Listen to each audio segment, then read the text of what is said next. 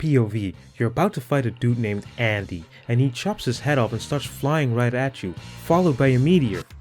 With the Undead Unluck anime coming out this year, I thought it would be a good idea to start reading the manga before it's cool to like the series. I've heard about Undead Unluck floating around on the internet among other shonen titles like Mashle and The Promised Child Dandadan, but the cover art didn't appeal to me and the premise didn't seem fun at all.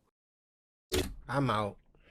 You think I'm not watching this! Look!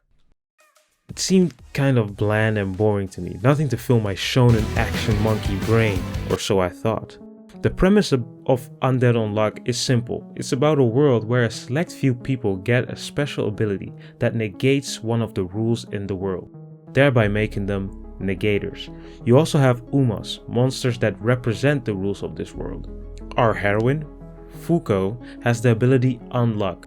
Her ability makes it so that everyone she touches dies by some unlucky accident. But there's a catch, she has to be fond of the person in question to maximize its effects. Done with her unlucky life, she is planning to unalive herself until Andy shows up. See, this here is Andy. He is like Deadpool except for his superior regenerative capabilities and the fact that he likes to get naked every 5 seconds. His fast regeneration is a result of his ability, Undead. Ah, so that's why the title. Andy desires to die and he thinks that Fuko's ability is key to meet his end and tries to kill himself in the most Chadly way possible by grabbing her and you follow them on their journey to kill God. But more on that later. What I like a lot about this manga is the storyline. It's so unpredictable and I can never guess the trajectory of the story and it always keeps me guessing and intrigued. For example, you could be fighting a random dude with a machine gun one day and the next day you could be fighting the literal concept of summer. Yes, I mean the season.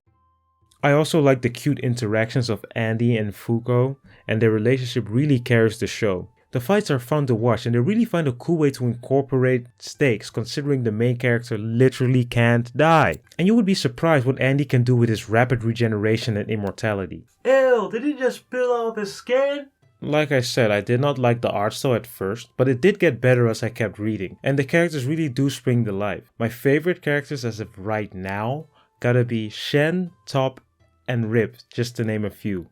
But my absolute favorite character gotta be Fang. He stops bullets with his toes. He's the type of guy to punch water instead of swim. He's the type of guy to win a staring contest with the sun. He is the type of guy to drink McDonald's Sprite without flinching. In all the chaotic madness that this series brings, you sometimes forget that negators have some sort of trauma incorporated with the awakening of their ability. It really makes you sympathize with the characters. Like, I genuinely feel sad after reading some of the backstory. Like, Rip has one of the most heart-wrenching backstories that I've read in a while, but you only find that out later. But rereading, you'll see the subtle hints being dropped like breadcrumbs in that one fairy tale I can't remember. That's when you start questioning those odd character quirks, like why does that guy have a scalpel? Why doesn't Ishin talk? And do it be squirting? What I didn't like about the series is that some plot points are rather questionable, which is definitely something you risk when making a story so unique, but like sometimes the story just loses me mid-arc. And don't get me wrong, the series managed to like pull me back each time, but like it still leaves a bad taste in my mouth. Like, oh, that just happened.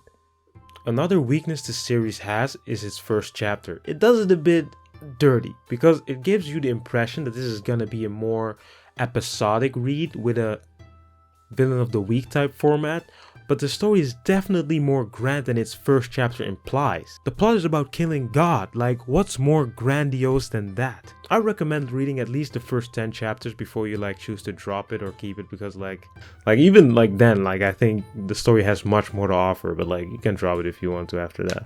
The story also kind of suffers of what I call Tanjiro's law. The law states that every time when you defeat an enemy, you must feel bad for them and shed a few tears and say something like, "In the end, I really don't blame you. You could have been on our side." Something that Tanjiro would say, you know? In the end, Undead Unluck is a good series that I highly recommend you check out before the anime comes out. Till next time, Sai out! I guess you could say this manga's underrated. Haha.